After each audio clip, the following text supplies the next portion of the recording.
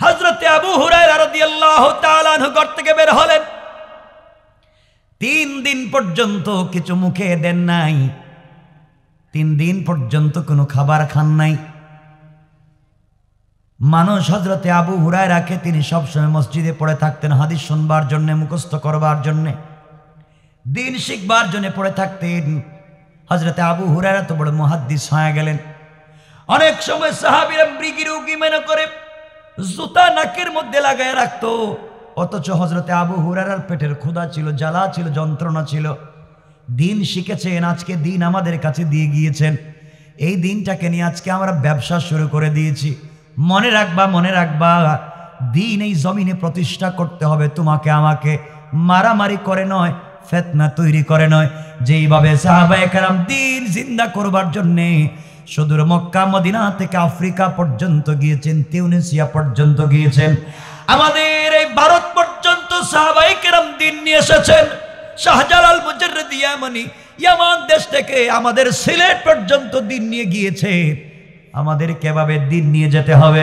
শুধু মুসাল্লা আর তাসবিহ নিয়ে বসে থাকলে হবে না, আমাদেরকে প্রয়োজন বুঝে সাহাবায়ে কেরামের মতো জীবন দেওয়া লাগবে। কোন ঠিক না? হযরতে আবু হুরায়রা ঘর থেকে বের হলেন, পেটে খাবার নাই, হাঁটতে পারতেছেন না। চিন্তা হলো রাস্তায় বের হয়ে চলে যাই, কোন সাহাবীর সঙ্গে যদি দেখা হয়, কারোর সঙ্গে যদি আমার দেখা হয়, আমি বলবো ভাই আমার পেটে বড় খিদা, আমাকে খাবার দাও। হঠাৎ করে হযরতে আবু হুরায়রা তাকায়া দেখেন রাস্তা দিয়ে হযরতে ওমর ফারুক আসতেছেন। সালাম দিলেন।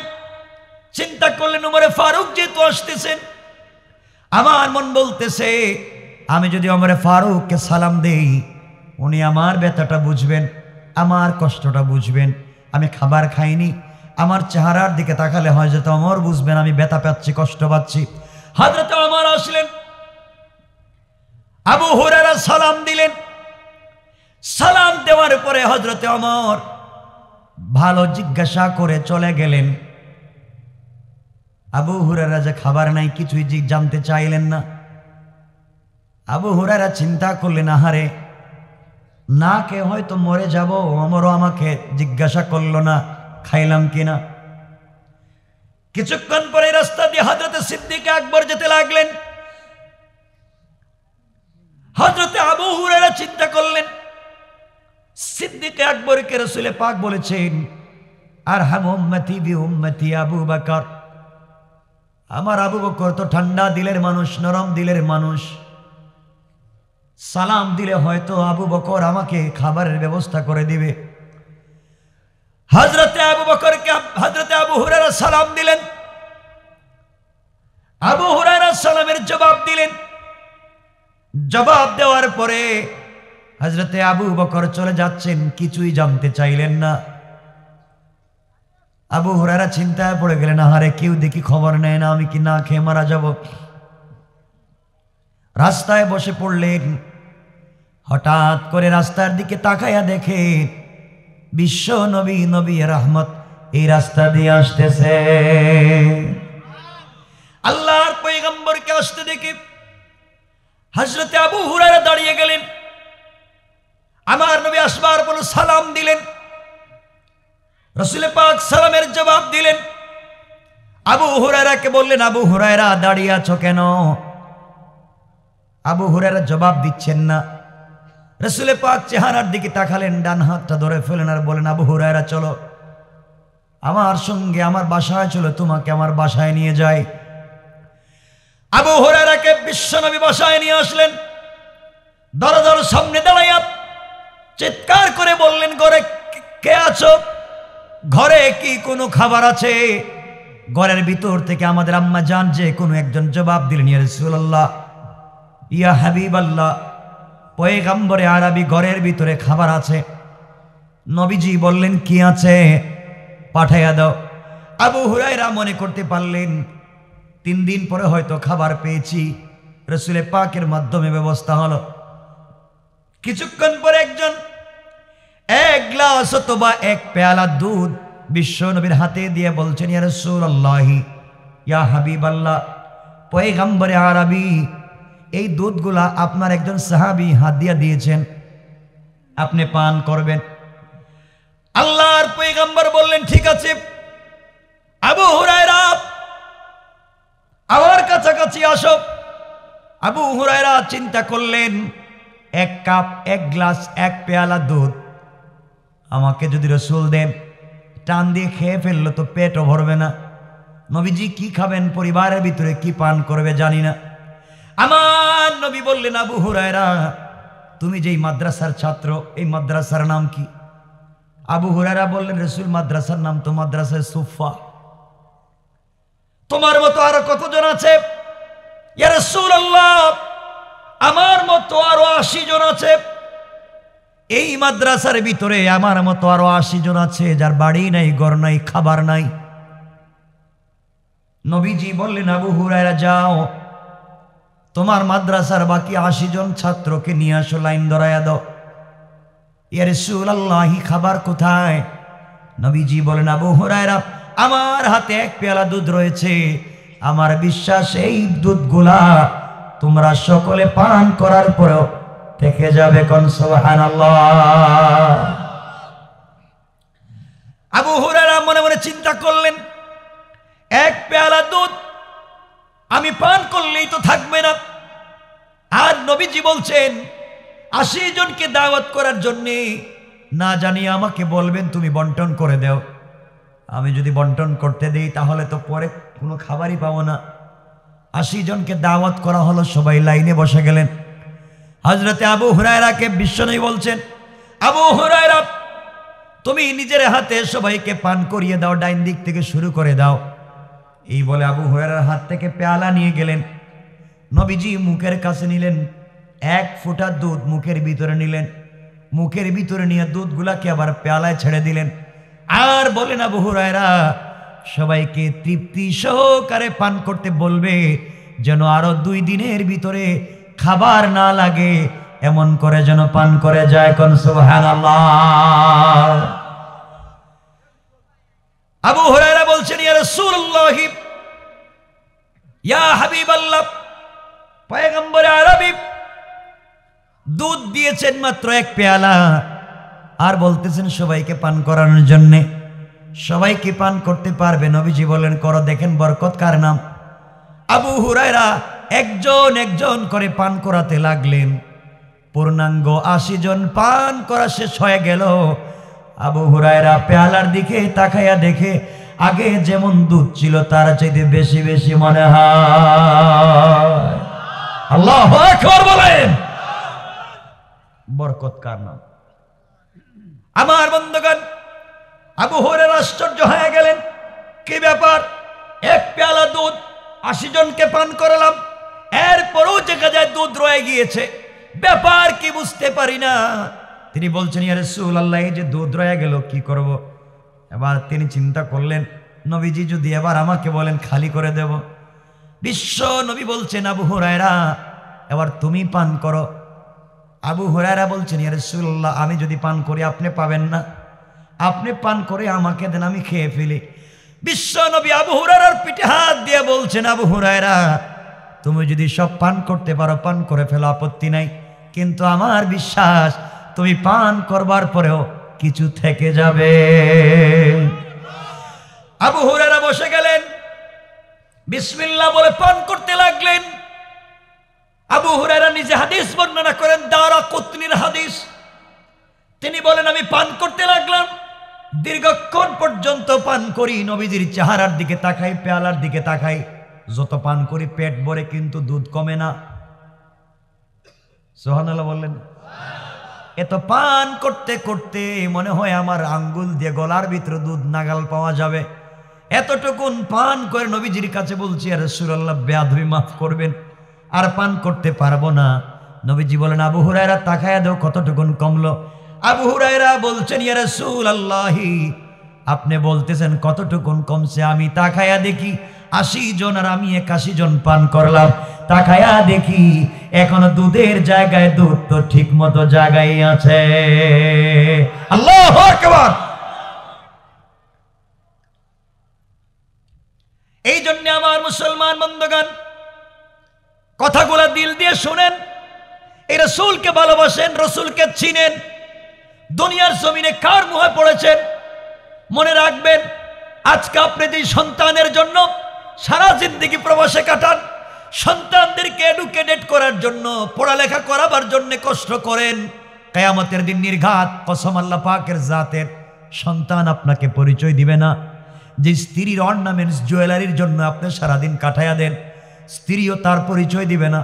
কিয়ামতের দিন মা বাপ পরিচয় দিবে না, পীর তার মুরিদকে পরিচয় দিবে না, ওলি তার নিচের কাউকে পরিচয় দিবে না। এক কথায় কেউ কারো পরিচয় যেই দিন দিবে না, আল্লাহ রসুল ওই দিনের বর্ণনা দিয়েছেন। হাদিসে কুদসিতে আল্লাহ পাক বলেছেন, কিয়ামতের দিন এমন ভয়ানক হবে, কেউ কারো পরিচয় দিবে না, কেউ কারো চেহারার দিকে তাকাবে না, কেউ কারো খবর নিতে চাইবে না। এমনকি পয়গাম্বররা পর্যন্ত, পয়গাম্বর মুসার মতো পয়গাম্বর আল্লাহর আরশে আজিমের পিলার ধরে ধরে কাঁদতে থাকবেন।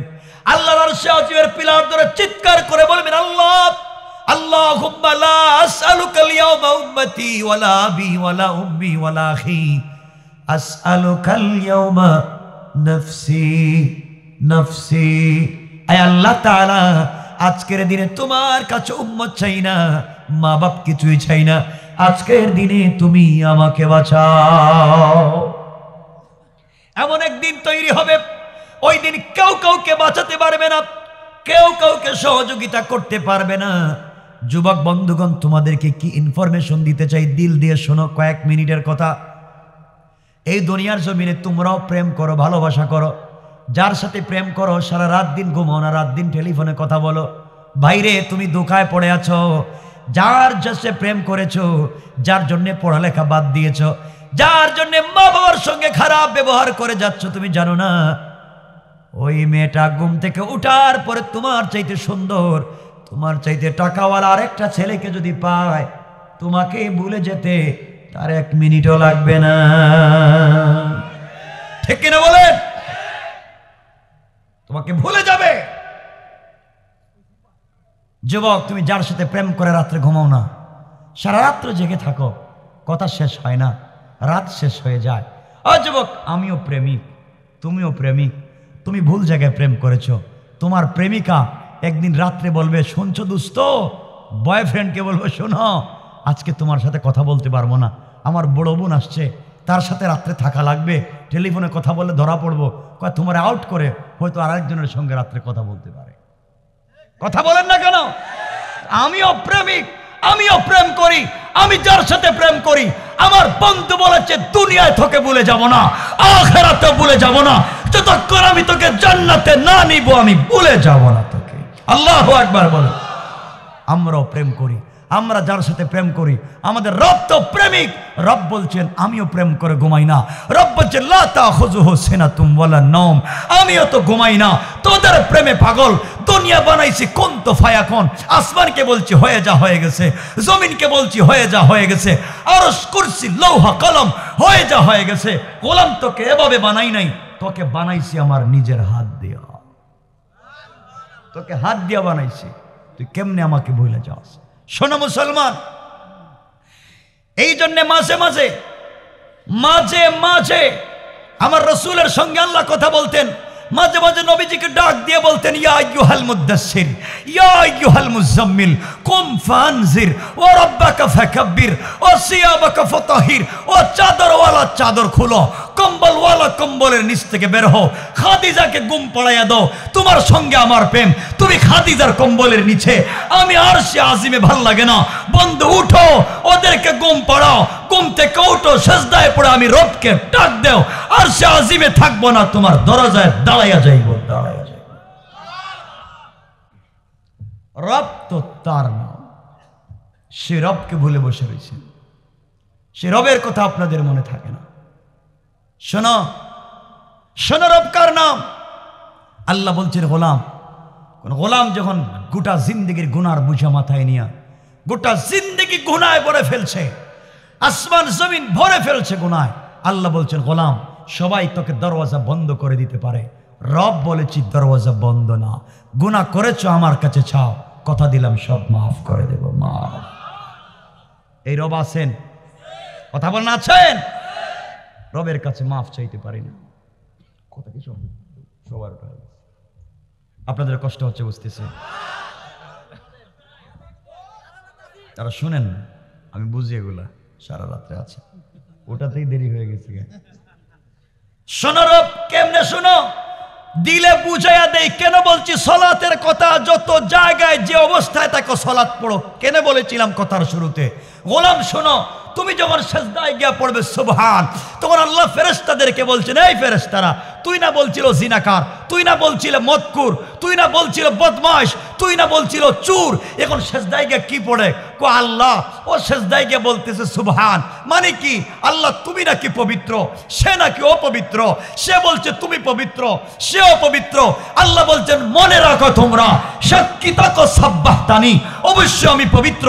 আর গোলাম সেজদায় গিয়ে আমাকে পবিত্র বলবার কারণে সাব্বাহতুকা, গোলাম দুনিয়ায় বানালাম পবিত্র, আর মরার পরে বিনা হিসাবে দিলাম জান্নাতুল ফেরদাউস।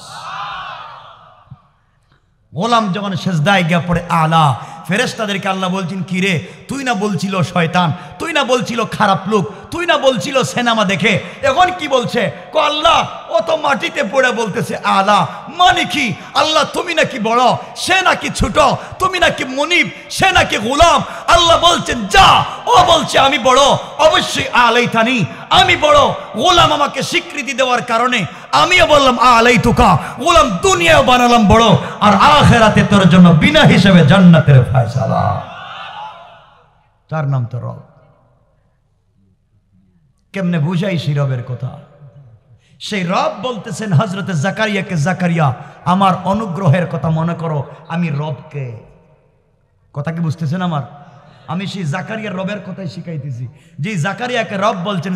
যিকরু রাহমাতে রাব্বিকা আবদাহু জাকারিয়া, জাকারিয়া স্মরণ করো আমার অনুগ্রহের কথা, যে অনুগ্রহ দিলেন সেই রবকে। রবকে শোনো, রব বলছেন গোলাম শোন, গোলাম শোন, আমি এমন রব, তোর নাকি টাকা লাগবে, তোর নাকি পয়সা লাগবে, একটা ফ্যাক্টরি লাগবে, আমেরিকার স্পন্সর লাগবে, কানাডায় যাওয়ার টাকা লাগবে, ভিজিটে লন্ডনে যাওয়ার জন্য সুযোগ পাচ্ছ না। গোলাম তোরে নাকি মানুষ সমালোচনা করে, মনের ভিতরে নাকি মাকসাদ পুরা হয় না, কারো কাছে বলার দরকার নাই। আয় হাইয়া আলাল ফালাহ, আয় কল্যাণের দিকে, আয় মসজিদে আমার ঘরে আয়। কথা দিলাম, কথা দিলাম, যা চাইবে তার চাইতে 1000 গুণ দেওয়ার ওয়াদা দিলাম। ওয়াদা। সুবহানাল্লাহ পড়েন। রব কেমনে দেয়? যিকরু রাহমাতে রাব্বিকা আবদাহু জাকারিয়া, এই জাকারিয়ার রবের অনুগ্রহের কথা স্মরণ করিয়ে দিচ্ছি। এর পরের কথা তো রয়ে গেল, এখন ছোট্ট করে একটা কথা বলে দিই। এই রবকে যদি স্মরণ রাখতে পারেন, অনুগ্রহের কথা, রব কোথায় নিয়ে যেতে পারেন চাইছিলাম বুঝাতে আপনাদেরকে, কিন্তু সময়ের অভাব হয়ে যাচ্ছে। ফজরের নামাজকে পড়বো, আমার জানা আছে এটা। কিয়ামতের দিন কইবেন হুজুর, হুজুরি ওয়াজ করেছে তো নামাজ পড়তে পারি না। ঠিক আছে না? একটু হাত উঠায় দেখান কার কার কষ্ট হচ্ছে। চালাক হয়ে গেছে, একবারে চালাক। শোনো, আমি শুধু এই জায়গায় আছি যিকরু রাহমাতি। আমার ইচ্ছা ছিল পরের আয়াতের আলোচনাটা আরো মজার। যিকরু রাহমাতি রাব্বিকা আবদাহু জাকারিয়া, আল্লাহ বলছেন আপনার পালনকর্তার অনুগ্রহের বিবরণগুলো মনে রাখো। এরপরে যে বলছেন, যখন জাকারিয়া এই কথা শুনে আল্লাহকে ডাক দিয়েছেন, ইদ নাদা রাব্বাহু নিদাআন খাফিয়া, পালনকর্তাকে যখন আহ্বান করেছিলেন, পালনকর্তা কি জবাব দিচ্ছিলেন, এ কথাটা তো কি যে মজা। আল্লাহকে ডাক দিলেন, আল্লাহ বলছেন কি ও জাকারিয়া, হঠাৎ করে আমাকে ডাকতেছো কেন? কি হইলো তোমার? বলছেন আল্লাহ আমি গেছিলাম তো এক জায়গায়। কই গেছিলাম? আল্লাহ আমি গেছিলাম তো মারিয়ামের বাড়িতে। কি হয়েছে এখানে, কি দেখছো? আল্লাহ মারিয়ামকে ইমরানের স্ত্রী কত চায়াটাই আনলেন, আর এই মারিয়াম রে বাইতুল মুকাদ্দাসের খাদেম বানাইলেন, মহিলারে বানাইলেন বাইতুল মুকাদ্দাসের খাদেম। মানুষ হাদিয়া দে, তুফা দে, গিফট দে, দোয়া নে। হেই মারিয়াম কাজ করছে। কি করছে কাজ? আল্লাহ মারিয়াম তো প্রেগনেন্ট। মানে কি? আল্লাহ জানেন না আপনি? আল্লাহ নাকি জানে না। সুবহানাল্লাহ বলতেন না? আল্লাহ আপনি জানেন না? মারিয়াম আল্লাহর কাছে ইমরানের স্ত্রী চাইছিলেন একটা ছেলে, বাইতুল মুকাদ্দাসের খাদেম বানাবেন, আল্লাহ দিয়েছিলেন মহিলা। তার নাম মারিয়াম, বানাইছিলেন বাইতুল মুকাদ্দাসের খাদেম, মসজিদ ঝাড়ু দিত, খেদমত করত, মানুষ হাদিয়া তুফা দিত, একটা ঘরও বানাইয়া দিছিলেন, কাম তো করছে। এখন তার পেটে বাচ্চা, বিয়েও করে নাই। আল্লাহ বলেন কি ও জাকারিয়া, এটা কি বললা তুমি? আল্লাহ ঠিকই তো দেখাইছি। এরপরে কি হইতেছে এখন? আল্লাহ এরে জিগাইলাম এটা কেমনে কি? হে কইতেছে তার পেটে যে বাচ্চা, হের নাম নাকি ঈসা। নামও জানে? জানে তো। আর কি বলছে? আল্লাহ আর কি বলছে জানেন এই আয়াতগুলোর অর্থ? আল্লাহ এরপরে বলছে তার বাচ্চা নাকি জন্ম নিলেই কথা বলবে। আর খুলে না সূরা আলী ইমরান, দেখায় দিই 40 থেকে 35 থেকে 42 নম্বর আয়াতের কথা। কথা বলবে কোন দিন? আল্লাহ জন্ম নিয়ে নাকি কথা বলবে। আর জন্ম নিয়ে যে ভাষায় কথা বলবে, জোয়ান বয়সে একই ভাষায় কথা বলবে। মানে মারিয়াম বোঝাতে চাইছে তার বাচ্চা নাকি ছোটবেলায় জ্ঞান বুদ্ধিতে ভরপুর থাকবে। কি বলো জাকারিয়া এগুলা? বেচারির বিয়ে শাদী হইল না, বাচ্চাও হইব, বাচ্চার নামও জানে, বাচ্চা কি করবে তাও জানে। আল্লাহ শেষ না। আর কি? আল্লাহ বলছে তার ছেলে নাকি তাওরাত এবং ইনজিলের শিক্ষক হবে। এটা কি বললা তুমি? আরো বলছে তো। আর কি বলছে? ইলম এবং হিকমত নাকি তুমি পুরাপুরি দিয়ে দিবা এরে। এরপরে কি? আল্লাহ এরে নাকি তুমি নবীর জায়গায় রসুলও বানাইতেছ। এত কিছুই আমারে বলছে। আল্লাহ বলেন তোমার টার্গেটটা কি? আল্লাহ ও তো যা বলছে আমার মনে হইতেছে ওর কাছে কোনো খবর আছে। সুবহানাল্লাহ বললেন না? আল্লাহ বলেন জাকারিয়া এত কথার বাদ দাও, তুমি কি জানতে চাও এটা? জাকারিয়া ইসলাম আল্লাহর কাছে বলতেছেন, এই দেখেন পরের আয়াতে জাকারিয়া আল্লাহর কাছে বলতে লাগলেন, ক্বালা রাব্বি ইন্নী ওয়াহানাল আযমু মিন্নী ওয়াশতাআলার রা'সু শাইবা ওয়ালাম আকুম বিদুআইকা রাব্বি শাকিয়া। আল্লাহু আকবার। আল্লাহর কাছে বলেন আমার পালন কর্তা, আমার তো বয়স বেড়ে গিয়েছে। আল্লাহ বলেন তো সমস্যা কি? তোমার বয়স বাড়ছে, আমারও কোকেন। সুবহানাল্লাহ বললেন না? তোমার বয়স বাড়ছে তো আমি কি করব? আল্লাহ হঠাৎ করে বয়স বেড়ে গেছে। এরপরে কি হয়েছে? আল্লাহ আমার চুল পেকে গিয়েছে, দাড়ি পেকে গিয়েছে, দাঁত পড়ে গিয়েছে। কার কি হয়েছে? আল্লাহ হাঁটতে পারি না আগের মতো, চোখেও দেখি না। বুঝলাম তো, এতক্ষণ মারিয়ামের কথা বললা, ঈসার কথা বললা, এখন আবার নিজের কথা কি বলতে চাও? এবার জাকারিয়া বলছেন আল্লাহ ওয়ালাম আকুম বিদুআইকা রাব্বি শাকিয়া। আল্লাহ তোমার জীবনে ডাইকা কোনোদিন বিফল হই নাই। যতদিন যত কিছু চাইছি তত কিছুই পাইছি। আল্লাহ বলেন বুঝলাম না, তুমি আরেকজনের খবর কইলা, বাইতুল মুকাদ্দাসের মহিলার কি হয়ে গেছে, কি থেকে কি হেগুলা কইলা, তোমার খবর বলতেছো, সমস্যাটা কি? আল্লাহ আরেকটা কিছু বলবো? আল্লাহ বলেন ক। এরপরে কি বলতে চাও? বুঝলাম তোমার চুল পাকছে, দাড়ি পাকছে, বুড়ো হয়ে গেছো গা, তো তোমার সাথে মারিয়ামের সম্পর্ক কি? আল্লাহ আরেকটা কই? আল্লাহ ক।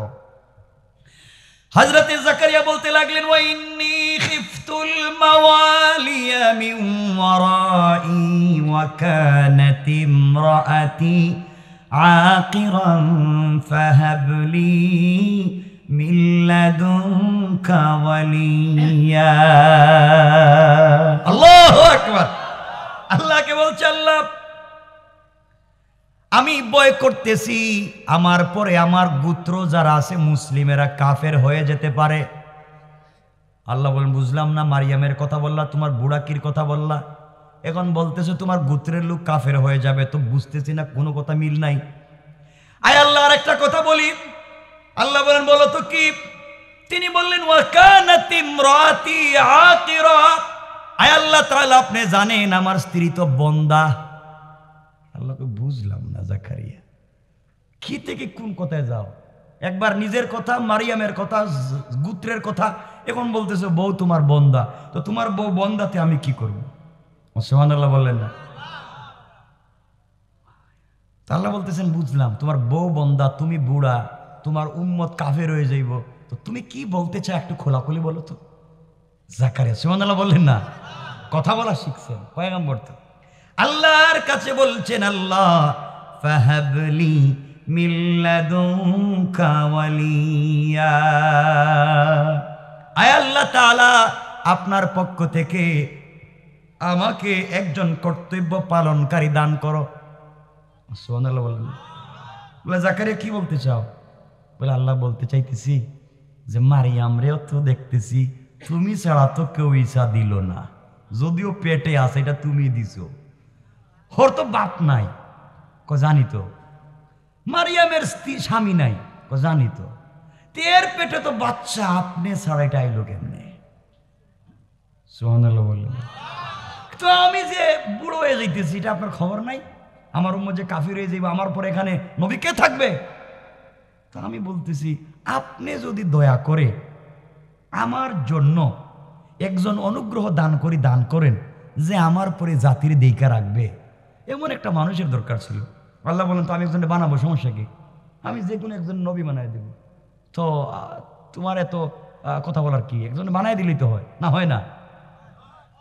ঈসারে বানাইলাম, মুসারে বানাইছি, তোমারে বানাইছি, বহুতরে বানাইছি, এভাবে একজনে বানাই দিব। তো তুমি কি বলতে চাও? আল্লাহ আরেকটু বলবো।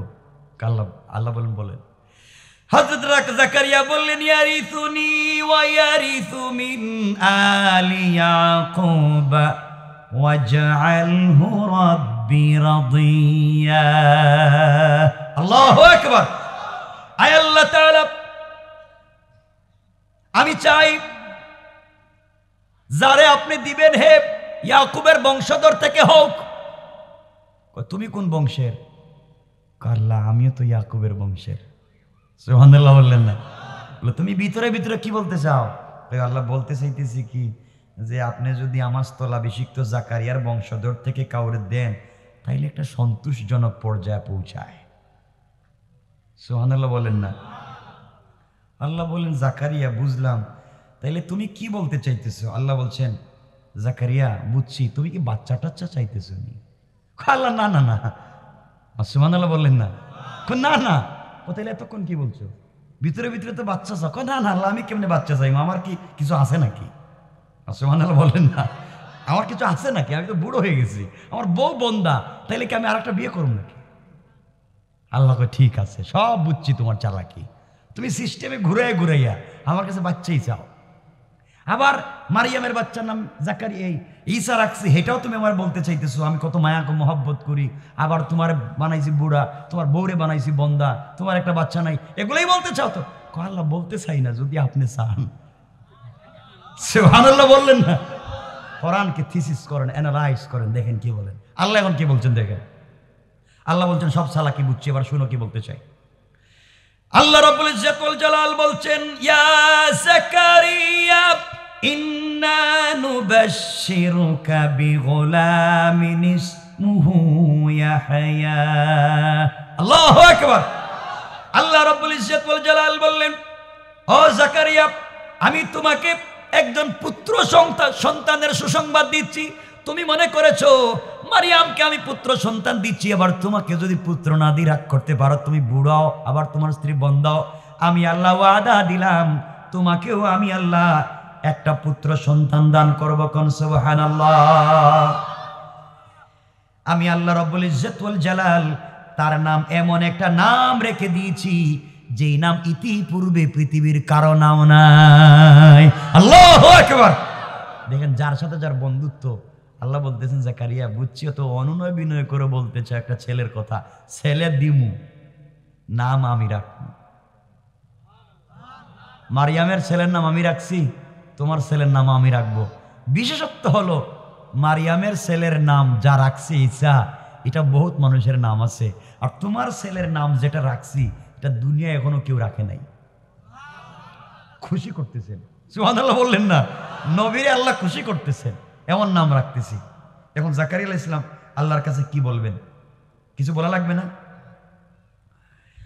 এবার জাকারিয়া আলাইহিস সালাতু ওয়াস সালাম আল্লাহ রাব্বুল ইজ্জত ওয়াল জালালকে বলছেন, আর আল্লাহ রাব্বুল ইজ্জত ওয়াল জালাল জাকারিয়াকে বলছেন জাকারিয়া শোনো, আমি তোমাকে বলতেছি ক্বালা কাযালিকা ক্বালা রাব্বুকা হুয়া আলাইয়া হাইয়িনুন ওয়া ক্বাদ খালাকতুকা মিন ক্বাবলু ওয়ালাম তাকু শাইআ। আল্লাহ রাব্বুল ইজ্জত ওয়াল জালালকে বললেন, তুমি চিন্তা করতেছো কেমনে হবে? আমি বললাম এমনে হবে। সুবহানাল্লাহ বললেন। মানে জাকারিয়া আল্লাহরে বলতেছেন কেমনে হইব? আমি যে বুড়া, আমার বউ যে বন্দা, কেমনে হইব? আল্লাহরে জিজ্ঞান। আল্লাহ কো এমনি হইব। সুবহানাল্লাহ বলেন না। আল্লাহ বলছেন কাদালিকা, মানে এমনি হইব। সুন্দর করে বলছেন। হযরতে জাকারিয়া হাসতেছেন। আল্লাহ বলছেন জাকারিয়া হাসতেছো কেন? তুমি কি বুঝে বোঝো না? এটা তোমার পালন কর্তার কাছে সহজ। বলে আল্লাহ কেমনে সহজ? কত আদমরে কেমনে বানাইছি? আল্লাহ তো ঠিকই তো আছে। এই কথা বলে হযরত জাকারিয়া আল্লাহর কদমে সেজদায় পড়ে গেলেন। বলেন সুবহানাল্লাহ। ও জাকারিয়া, তুমিও তো ছিলে না, তোমারও তো আমি দিছি। আল্লাহ বলছেন মিন কাবলু ওয়ালাম তাকু শাইআ, তুমিও তো কিচ্ছু ছিলে না, তোমারও তো আমি দিছি, তোমার ছেলের এইভাবে দিব। এখন জাকারিয়া বলতেছেন আল্লাহ এত কিছু বলতেছেন, বাচ্চার নামটা কইয়া দেন না কেন? বউর সাথে দেখা সাক্ষাৎ নাই, কথা চলতেছে আল্লাহর সাথে, আর জাকারিয়া আল্লাহরে বলতেছে বাচ্চার নামটা কইয়া দেন। সুবহানাল্লাহ বললেন না? তাকে কম সম্পর্কে সম্ভব না বেশি সম্পর্কে? তো জাকারিয়ার সাথে আল্লাহর যে সম্পর্ক আপনার আমার সাথে এটা আছে নাই কেন? নাই কেন? নাই কেন? আমার আপনার সাথে জাকারিয়া ঈসা মুসার চাইতে তো আল্লাহর সাথে বেশি সম্পর্ক হওয়ার কথা, ঠিক কিনা বলেন? এত ওয়াজ নসিহত কোরআনের রাইকা আমরা যাই শয়তানি করতে। কেমনে বললাম? এই যে কথার নাম লতা, সাড়ে হয়েছে 12টা। হযরতে মুসা আলাইহিস সালাম যেদিন তুর পাহাড়ে গেছিলেন আল্লাহর সাথে কথা বলতে, কোন জায়গায় গেছিলেন? আল্লাহর কাছে গিয়ে বলছেন আল্লাহ একটা কথা জিগাই। তো নবীর এভাবেই কথা বলতেন আল্লাহর সাথে। কি জিজ্ঞাসা করবা কও? আল্লাহ একটা কথা কও না, আপনি কই আর আমি কই? আমি যে নিচে বসে রয়েছি তুমি কই আর আমি কই? আল্লাহ বলছেন মুসা তুমি বলো না কেন আমি কোথায় আর তুমি কোথায়? মুসা বলছেন আল্লাহ আমার মন বলতেছে আমি তো তুর পাহাড়ের নিচে বসে রয়েছি, হ্যাঁ আপনি মনে হয় তুর পাহাড়ের উপরে বসে রয়েছেন, আমার উঠতে দিতেছেন না। সুবহানাল্লাহ বললেন না? আমার অনুমতি দিলেই তো উঠে যাই তোমার কাছাকাছি। আল্লাহ বলছেন মুসা না, আমি তুর পাহাড়ে নাই, আমি যেখানে আছি আর তুমি যেখানে আছো মধ্যখানে 70,000 নূরের পর্দা। আল্লাহু আকবার। এবার মুসা কষ্ট পাইলেন, আল্লাহ 70,000 নূরের পর্দার এপার ওপার থেকে আমার সঙ্গে কথা বলবেন, জীবনে কি কারোর সাথে সামনাসামনি কথা বলবেন না? আল্লাহ বলছেন কেন? বলবো তো। আল্লাহ কোন নবীর সাথে? নবী কি? আমার গোলামের সাথে কথা বলবো। কেমনে কেমনে? আমার আল্লাহ বললেন শোনো রে মুসা, তোমার সঙ্গে কথা বলার জন্য তুর পাহাড়ে নিয়ে এসেছি, তাও তুমি এক জায়গায় আমি আর এক জায়গায়, হাজার হাজার মাইল দূরে।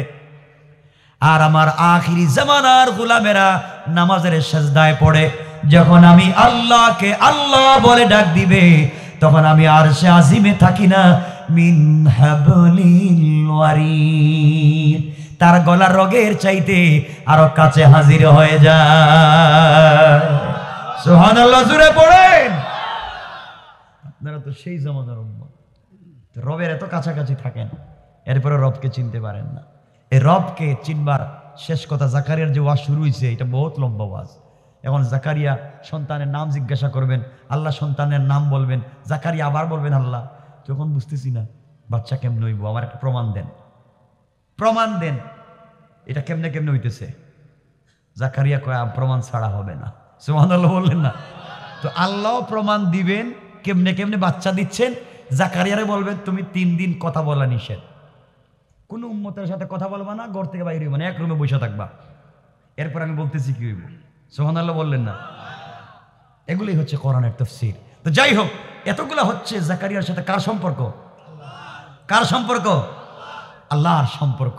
আজকে আমাদের সাথে আল্লাহর সম্পর্ক আসেনি? আছে।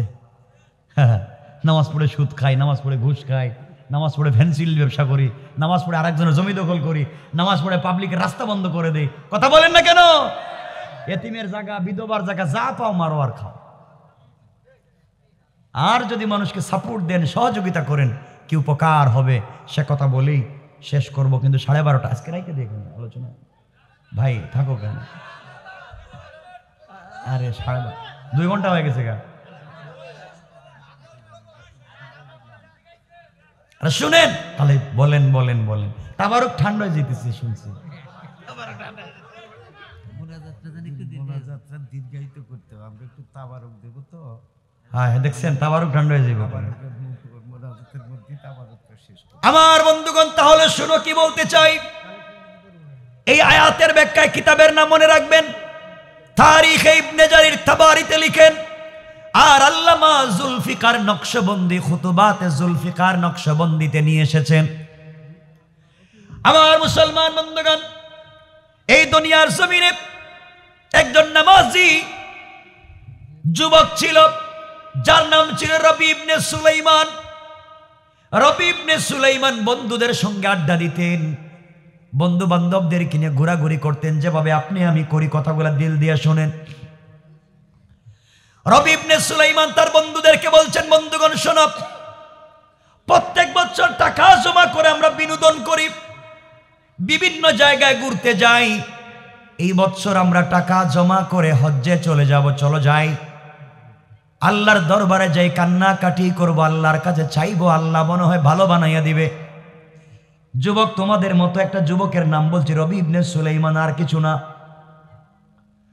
যুবক শুনো, তোমাদের মতো একটা যুবক শুধুমাত্র আল্লাহর সঙ্গে একটা সম্পর্ক করে কি হয়েছে দেখো। রবি ইবনে সুলাইমান রাহমাতুল্লাহি আলাইহি বন্ধুদের সঙ্গে পরামর্শ করলেন, বন্ধুরা শোনো রে, এবার টাকা জমা করে আমরা চলো যাই, সবাই মিলে হজ করতে যাই। বন্ধুগণ মিলে এক বছরে টাকা জমা করলেন।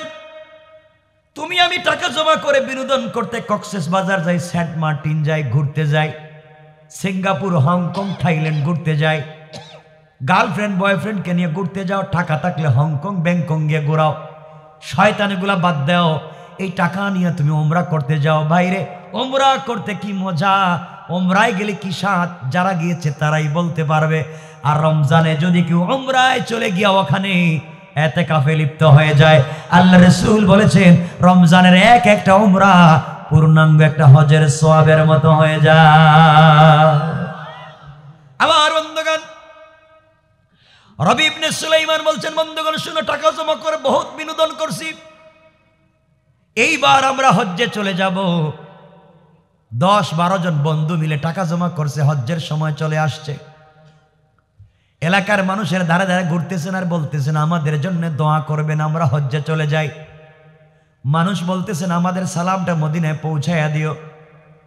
কথাগুলা বলে রমজানুল মুবারকে রবি ইবনে সুলাইমান তার বন্ধুদেরকে নিয়ে হজ্জের উদ্দেশ্যে শুধু উদ্দেশ্য করলেন, নিয়ত করলেন ভালো কাজের। বুঝাতে চাই কি দেখো,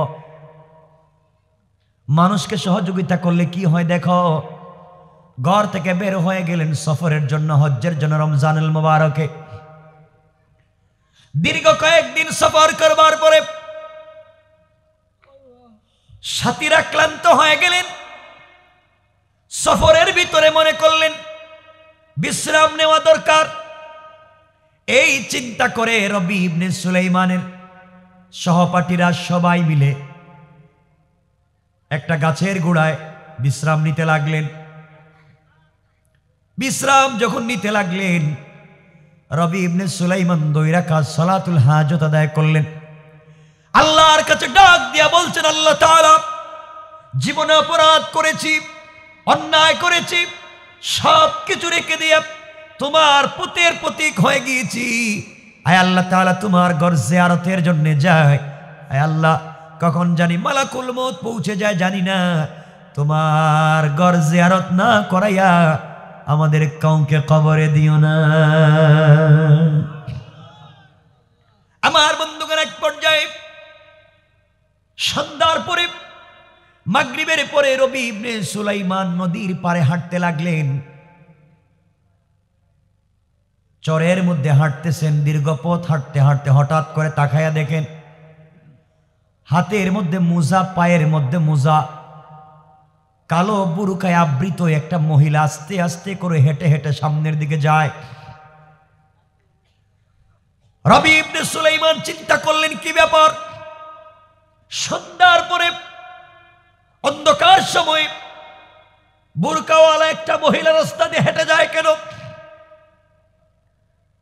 এই চিন্তা করে তিনি সামনের দিকে যেতে লাগলেন। কিছু দূর যাওয়ার পরে দেখেন নদীর পারে একটা মরা গাধা পড়ে আছে, ফুলে গিয়েছে, মরা গাধা পড়ে আছে। এই মেয়েটা মরা গাধার কাছে গিয়া নিজের ব্যাগের ভিতর থেকে ছুরি এনে, তরবারি এনে, চাকু এনে মরা গাধার শরীর থেকে গোশতগুলাকে কেটে কেটে বস্তার ভিতরে ঢুকাচ্ছে। রবি ইবনে সুলাইমান জওয়ান মানুষ খেপে গেলেন। নির্ঘাত এই মেয়েটা হারাম ব্যবসায়ী, হয়তো কোনো হোটেল মালিকের সঙ্গে তার সম্পর্ক আছে, আর এই হারাম গোশতগুলা নিয়ে মুসলমানদেরকে খাওয়াচ্ছে। আর না হয় এই মেয়েটা কোনো গোশত বিক্রেতার সঙ্গে সম্পর্ক, মরা গাদার গোশত বিক্রি করে খাওয়াচ্ছে, মুসলমানদেরকে হারাম গোশত খাওয়ানোর চেষ্টা করে যাচ্ছে। আমার মুসলমান ভাইয়ের এক পর্যায়ে তিনি চিন্তায় পড়ে গেলেন, মেয়েটা কোন দস্যু হবে, ডাকাত হবে, লুণ্ঠনকারী হবে, অন্যায়কারী হবে, কোন গোয়েন্দা হবে, মুসলমানদের চরিত্র নষ্ট করার কোন পরিকল্পনা হবে। বুরকা আছে, মুজা আছে, সব আছে। আবার মরা গাদার গোশত কেটে বস্তায় ভরে নিয়ে বাজারে যদি বিক্রি করে মুসলমানদের ঈমান নষ্ট করবার জন্য হয়তো হারাম খাওয়াচ্ছে। তিনি চিন্তা করলেন ওই মহিলার পিছনে পিছনে যাব, দেখি কোথায় যায়। মহিলা গোশতগুলাকে বস্তার ভিতরে ঢুকাইয়া সামনের দিকে যায়। রবি ইবনে সুলাইমান তিনিও পিছনে পিছনে যেতে লাগলেন।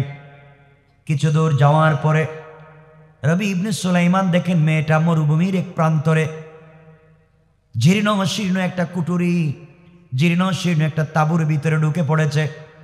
তাঁবুর ভিতরে যখন ঢুকে পড়েছে চিন্তা করলেন, দেখি তো কি করে মেয়েটা।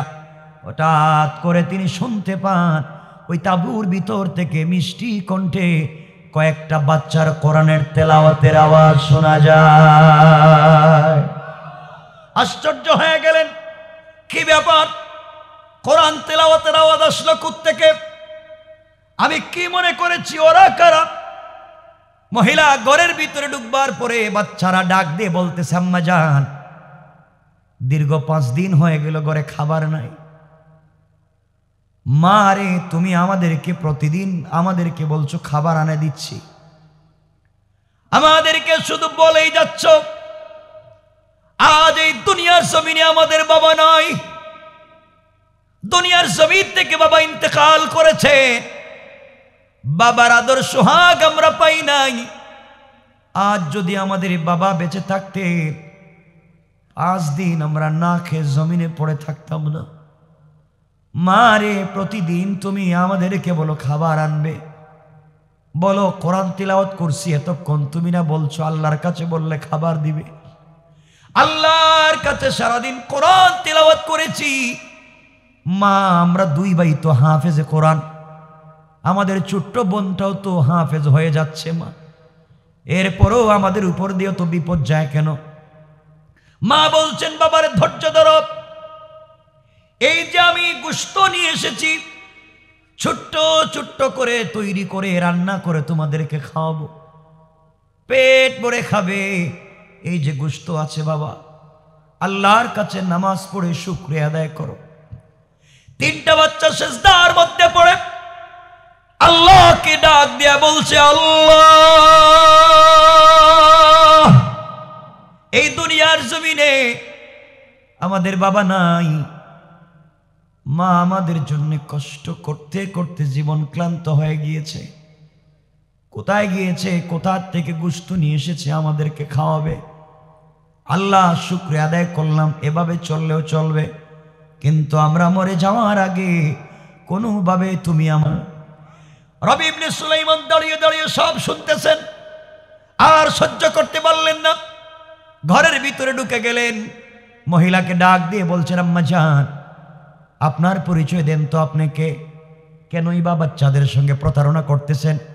আমি দেখেছি আপনি মরা গাধার গোশত কেটে নিয়ে এসেছেন, গাধা তো এমনি হারাম, তা আবার মরা গোশত, তা তো আরো হারাম, কেন আপনি এগুলা করতেছেন আমাকে বলেন তো। মহিলা ডাক দিয়ে বলছে, যুবক রে, কে তোমাকে চিনতে পারলাম না। গভীর রাত্রি একটা যুবতী মেয়ের তাঁবুর ভিতরে তুমি ঢুকে পড়েছো ইজাজত ছাড়া, অনুমতি ছাড়া, ব্যাপার কি বলো? রবি ইবনে সুলাইমান বলছেন, আম্মা জান বেয়াদবি মাফ করবেন, বলেন কি হয়েছে? কেন আপনি হারাম গোশত এনেছেন আমার কাছে? ঘটনা খুলে বলুন, আমি আর কেউ না, আপনাকে বিপদে ফেলবো না, আপনি বলেন। মহিলা ডাক দিয়ে বলছেন, বাবারে তুমি জানো না আমরা হলাম নবী বংশের সাইয়্যিদ ফ্যামিলির মানুষ, নবীর পরিবারের মানুষ। নবীর পরিবারের দুইটা অংশের সাথে আমাদের পরিবারের মিল। নবীর বাবার বংশের সাথে আমার পরিবারের মিল, নবীর মায়ের বংশের সাথে আমার বংশের মিল। আমরা সাইয়্যিদ সৈয়দ ফ্যামিলির মানুষ। আমার স্বামী ইন্তেকাল করেছেন, বুজুর্গ আল্লাহওয়ালা ছিলেন, কোথাও কাজ করতে পারে না, সৈয়দ বংশের মানুষ, কেউ কাজে রাখে না। স্বামী মারা যাওয়ার পরে ঘরে কোনো খাবার নাই, অভাব অনটন পড়েছে। গ্রাম থেকে চলে এসেছি, মরুভূমিতে ঘর বানিয়েছি, বাদশার দরবারও যাইতে পারি না, যদি পর্দা লঙ্ঘন হয়ে যায়। যুবতী হওয়ার কারণে মানুষের বাড়িতে কাজেও যেতে পারি না, কোন সময় কোন অঘটন হয়ে যায় তা তো চিন্তায় থাকি। এই জন্য বাচ্চাগুলোকে নিয়ে বড় কষ্টে আছি।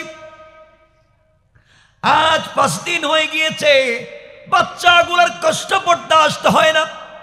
এই জন্যে আমি এই মুহূর্তে মরা গাদার গোশত কেটে এনে আজ-জরুরাতু তাতাকাদ্দারু বিকদ্রিজ জরুরাত, যতটুকুন ফতোয়ার মূলনীতি হলো যতটুকুন জরুরত ততটুকুন হালাল। আজ-জরুরাতু তাবিহুল মাহজুরাত, জরুরতের সময় হারামকেও হালাল বানানো যায়। ফতোয়ার দুটা মূলনীতি বলে দিলাম। মেয়েটা বলতেছে, বাবারে এই মুহূর্তে আমরা কি করব? জরুরত, মরে যাব বেঁচে যাবার জন্যে, হারাম গোশত এনেছি, আর কি করব? রবি ইবনে সুলাইমান বলছেন, আম্মা জান আপনি খাবার রাখেন, এই খাবার আপনি প্লেটে দিবেন না, গোশত রান্না করবেন না, 10 থেকে আধা ঘন্টা ওয়েট করেন, 10 মিনিট থেকে আধা ঘন্টা ওয়েট করেন, আমি আসছি। এই কথা বলে রবি ইবনে সুলাইমান ঘর থেকে বের হলেন, তাঁবু থেকে বের হলেন, চিৎকার করে চোখের পানি ছেড়ে কান্না করে বলতে লাগলেন, আল্লাহ তাআলা, হজ করে লাভ কি? হজ করে কি লাভ হবে? এই টাকা খরচ করে হজ্জে গিয়ে কি লাভ হবে যদি আমার প্রতিবেশী না খেয়ে মারা যায়? হজ্জে গিয়ে কি লাভ হবে যদি নবী বংশের একটা ফ্যামিলিতে হারাম খেতে হয়? বাইরে এই চিন্তা তোমার আমার পরিবারে গ্রামে নিয়ে আসা দরকার। আমি আজকে 10টা তরকারি দিয়ে খাবার খাই, আমার পাশের ঘরের লোকের তো একটাও তরকারি নাই।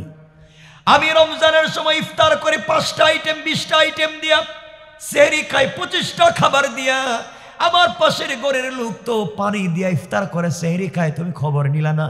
তোমার নামাজ নিয়ে জান্নাতে যাওয়া যাবে না। এই আদর্শ রাসূলের না, এই আদর্শ ইসলামের না। রবি ইবনে সুলাইমান তাঁবুতে আসলেন, সকল টাকাগুলা নিলেন, বাজারে পৌঁছে গেলেন, অর্ধেক টাকা খরচ করে তিনি কিছু খাবার কিনলেন, রুটি কিনলেন, আটা কিনলেন, ময়দা কিনলেন, হালাল গোশত কিনলেন। অর্ধ টাকা তিনি নিলেন, দৌড়তে লাগলেন মহিলার বাড়ির দিকে। তাঁবুর কাছে গিয়ে বললেন, আম্মা জান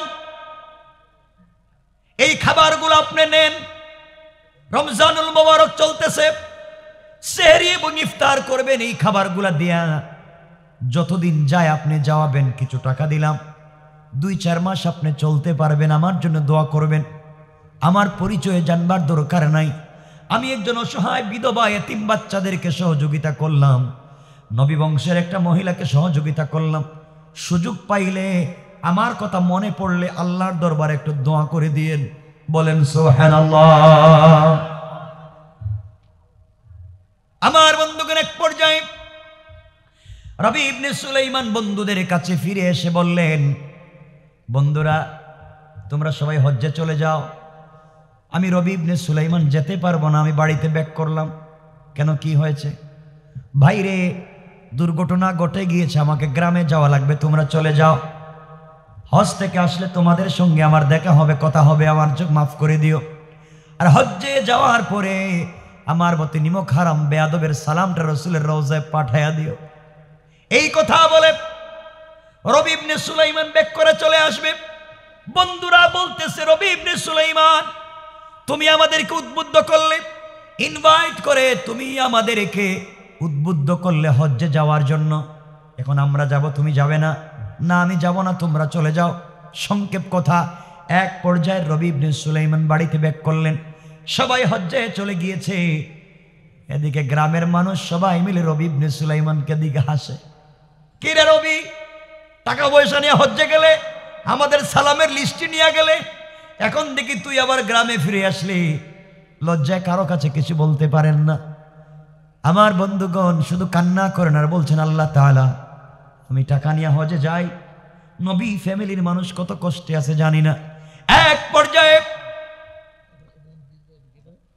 হজ্জে সবাই চলে গেলেন। হঠাৎ করে তার বন্ধুরা হজ করতেছেন। একজনে মাকাম ইব্রাহিমে 2 রাকাত সালাত পড়তেছে। সামনে তাকায়া দেখে রবি ইবনে সুলাইমান দাঁড়ায়া নামাজ পড়তেছে।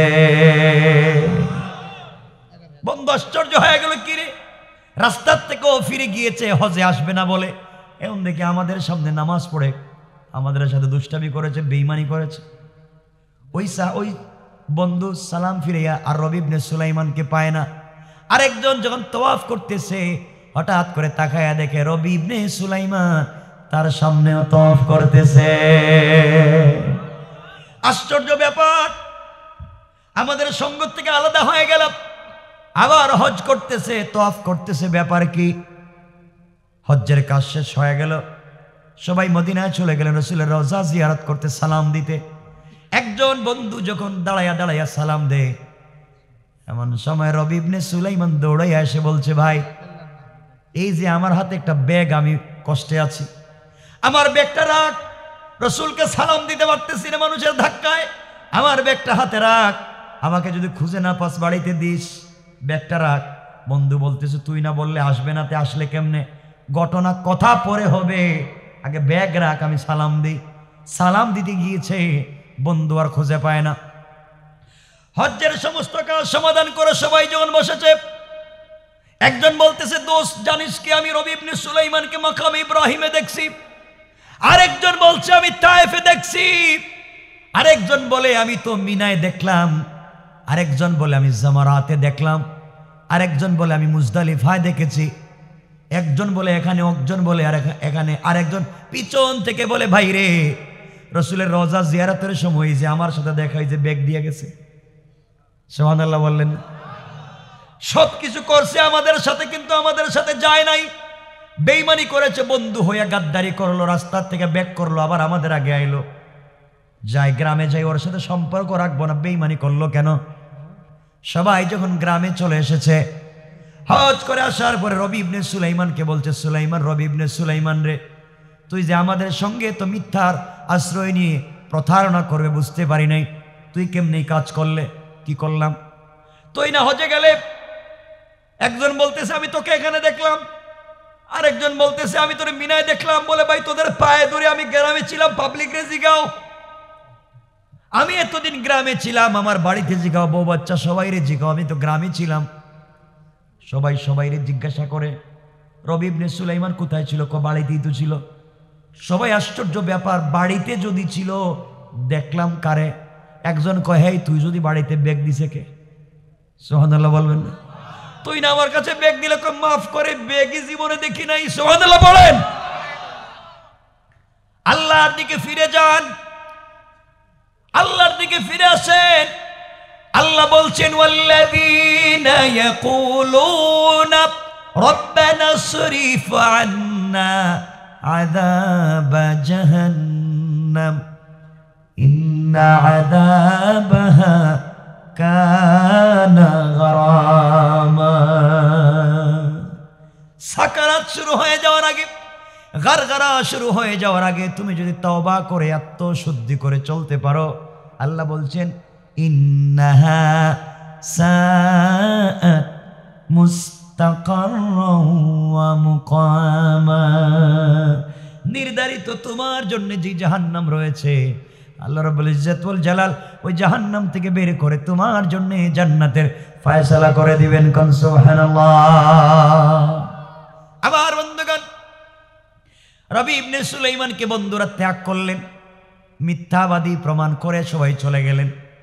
রবি ইবনে সুলাইমান গভীর রাত্রে ইশার সালাত পড়ে, তাহাজ্জুদের সালাত পড়ে আল্লাহর দরবারে কান্না করে বলছে, আল্লাহ এমনি তো হজে গেলাম না, তাও এখন বদনাম কেমনে বাঁচি। গভীর রাত্রে তাহাজ্জুদের সালাত পড়ে ঘুমিয়ে গিয়েছে। ঘুমের ঘরে স্বপ্নে দেখে তার রুমের ভিতরে বিশ্বনবী হাজির হয়ে গিয়েছে। আল্লাহু আকবার। আল্লাহ রাসূল হাজির হয়ে বলছেন, রবি দাঁড়াও। রবি ইবনে সুলাইমান দাঁড়িয়ে গিয়েছেন। নবীজি বুকের সঙ্গে জড়াইয়া কপালে চুম্বন করে বলছেন, রবি ইবনে সুলাইমান, তো চিন্তা করো কেন, কি হয়েছে? ইয়া রাসূলুল্লাহ, গ্রামের মানুষ আমাকে ঠাট্টা করে হজে কেন গেলাম না, আর বন্ধুরা আমাকে মিথ্যাবাদী বলে তাদেরকে রাইকা কেন গেলাম, আমি তো কোনোটাই বুঝতে পারতেছি না, কি করলাম? আল্লাহ রাসূল বলতেছেন, রবি ইবনে সুলাইমান, তোমার বন্ধুরা বলেছে তুমি হজ্জে গিয়েছো, তাও ঠিক। এলাকার মানুষ বলেছে তুমি যাও নাই, তাও ঠিক। সুবহানাল্লাহ বলেন। ইয়া রাসূলুল্লাহ, দুইটা কাজ একসাথে ঠিক হয় কেমনে? আল্লাহর নবী বলছেন, রবি ইবনে সুলাইমান, তুমি হজ্জের টাকা দিয়া যেই বিধবা মহিলাকে, যে ইতিম বাচ্চাগুলাকে সহযোগিতা করেছো, ওগুলা আমার নবী বংশের মানুষকে সহযোগিতা করেছো। এতিমের পক্ষে দাঁড়িয়েছো, বিধবার পাশে দাঁড়িয়েছো, তাদের পিছনে টাকা খরচ করে হজে যাইতে পারো নাই। আল্লাহ তোমার দানে এত এত বেশি খুশি হয়েছে, তোমার চেহারা সুরতে একজন রহমতের ফেরেশতা দিয়া তোমার পক্ষ থেকে হজ করাইয়া দিয়েছে। আর রবি ইবনে সুলাইমান, আর ওই যে বেগের কথা বলতেছো, শোনো রে, যখন তারা মদিনায় আসছিল তখন আমি বিশ্বনবী সাল্লাল্লাহু আলাইহি ওয়াসাল্লাম আমার পক্ষ থেকে ওই রহমতের ফেরেশতার কাছে ব্যাগটা দিয়েছিলাম। তুমি আমার ফ্যামিলির জন্য এত কিছু করেছো, গরিব এতিম অসহায় মানুষকে সহযোগিতা করেছো। আমি রসুলের দিলটা ঠান্ডা হয়ে গিয়েছে, কিছুই দিতে পারি নাই, তোমাকে ব্যাগটা দিয়েছি। জীবনে কিছুই করা লাগবে না, আল্লাহর উপরে অটল অবিচল রাখো, বিশ্বাস রাখো। আল্লাহর উপরে কিয়ামতের দিনে আমার হাতের হাউজে কাউসারের পানি তোমাকে পান করাইয়া দিব। কোন সুবহানাল্লাহ। কিন্তু রবি, এই বছর কারো হজ কবুল হয় নাই। এই কথা শুনবার পরে হাউমাউ করে কান্না করে ঘুম থেকে উঠেছেন। আর রসুলকে স্বপ্নে দেখলাম, আমার পক্ষ থেকে রহমতের ফেরেশতা দেখলাম, তো হজ কবুল হয় নাই। এত কষ্টের পরে হজ কবুল হলো না। আবার কান্না করতে লাগলেন, কাঁদতে কাঁদতে সেজদায় পড়ে গেলেন, সেজদায় ঘুমিয়ে গেলেন। ঘুমিয়ে যাওয়ার পরে স্বপ্নে দেখেন তার মাথার কাছে একজন ফেরেশতা বসা, তার পায়ের কাছে একজন ফেরেশতা বসা। পায়ের ফেরেশতা মাথার ফেরেশতাকে বলছে, শুনছত? কয় না। এই বছর কারো হজ কবুল হয় নাই। তাই নাকি? বলে হ্যাঁ। কিন্তু একজনের হজ কবুল হইছে। কেসে? তার নাম রবি ইবনে সুলাইমান। আল্লাহু আকবার। একজনের হজ কবুল হয়েছে, কারো হয় নাই। তাহলে বাকিদের হজ কি হলো? আল্লাহ ওই একজনের হজের কারণে বাকি সকল মানুষের হজকে কবুল করে নিয়েছে। এই জন্য দুনিয়ার জমিনে আল্লাহর সাথে বন্ধুত্ব করতে হবে, রাসূলকে ভালোবাসতে হবে। এই দুই কাজ করে দুনিয়ার জমিনে যদি চলতে পারি, আল্লাহ রাব্বুল ইজ্জত ওয়াল জালাল আমাদের সবাইকে কবুল করে জান্নাত পর্যন্ত পৌঁছে দিবেন। কোন সুবহানাল্লাহ। না দিবেন না?